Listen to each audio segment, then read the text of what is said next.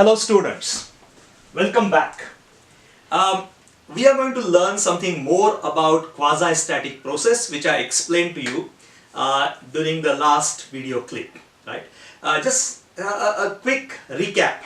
So what was that? Quasi-static process which moved extremely slowly, right? Infinitely slowly, infinitesimal speed. Okay, and how did we achieve that? By removing, splitting the piston into infinite slices, remove one after another, such that every time the system was under thermodynamic equilibrium. That means a single property value represented the entire system, single value of pressure, single value of volume, temperature, etc. Right? And that's how. So the system, entire system, the process was process comprised of infinite equilibrium states, right? So you could plot points. So every point on this curve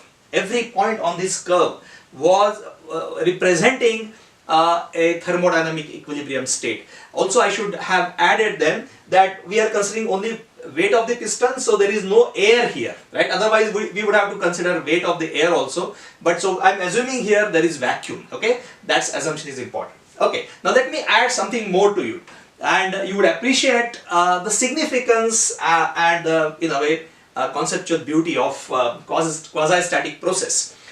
Right?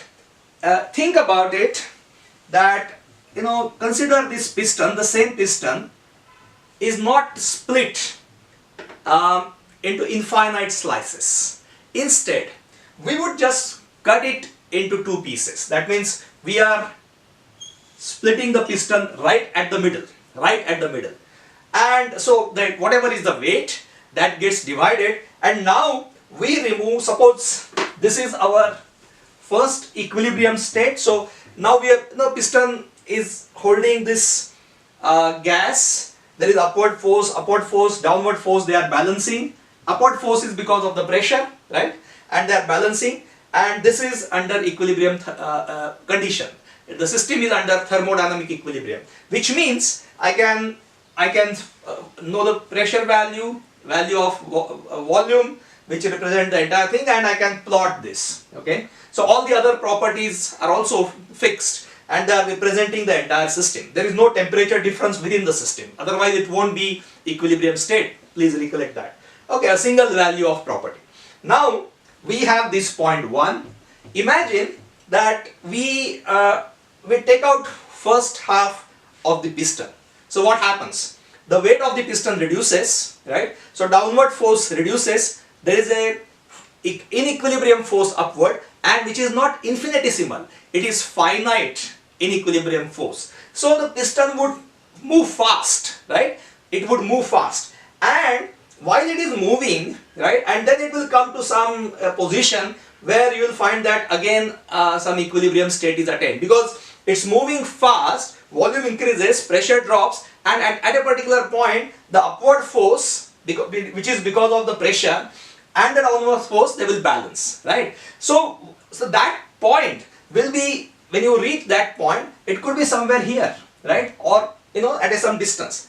In between there is no thermodynamic equilibrium state. Why? Look at this. When this is expanding, right, you will find that within the system there is pressure difference, right? For example, the volume here, right, the gas here will experience less pressure. The pressure here would be higher, and then it will be equalizing. You expand something, right, rapidly, then the space here would have low pressure, right, because some object has moved, this piston has moved up, pressure here will be less, pressure will be more here, and then it will eventually equalize, right? So property, similarly density, you can think about that, right? So here density will be different, here density will be higher, then it will be equalized. So in between the properties are changing, right, spontaneously, which means there is no single value of pressure, volume, temperature, whatever, which would represent the system, right? So the system is not under equilibrium. It will come under equilibrium only at this point, right? So you have only these 2 points, and in between you are not able to trace the path, because the state is not defined.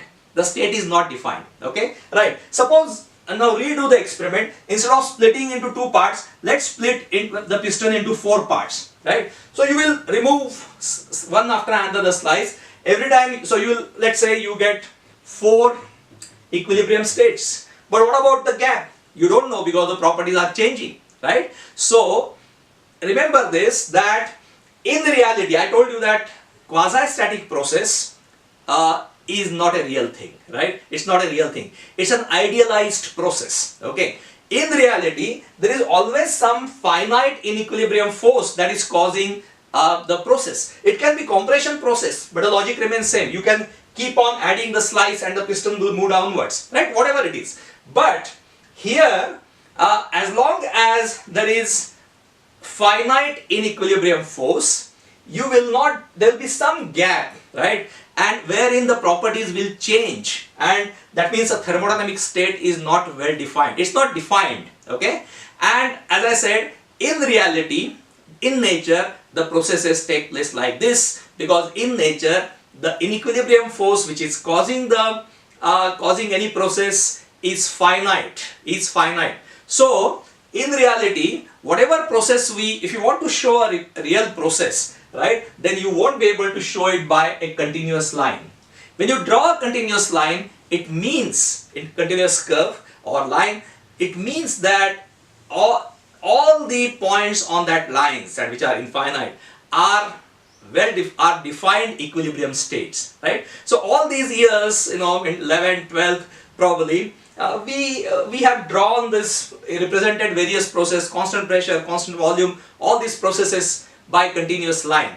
But that's not right. That's not right. And of course, at that level, you can't be explained all this. But now we know that whenever we draw a continuous line, we are making a huge assumption, which is not a reality, which is taking us into some imaginary world. But we are logical, as I said. And why do we want to do that? So if you want to represent a approximate path which is followed by a piston or the system approximately, then you can show it by dotted line, telling that we don't have knowledge. Maybe we have only these states, and we get a feeling that we are saying that approximately this could be path. But the moment you draw a continuous line, you are assuming a quasi-static process. What is interesting is hereafter, it becomes all the more interesting.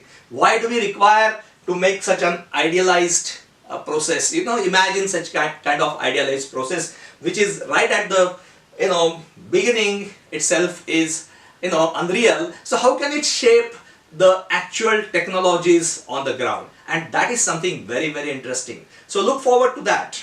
Thank you.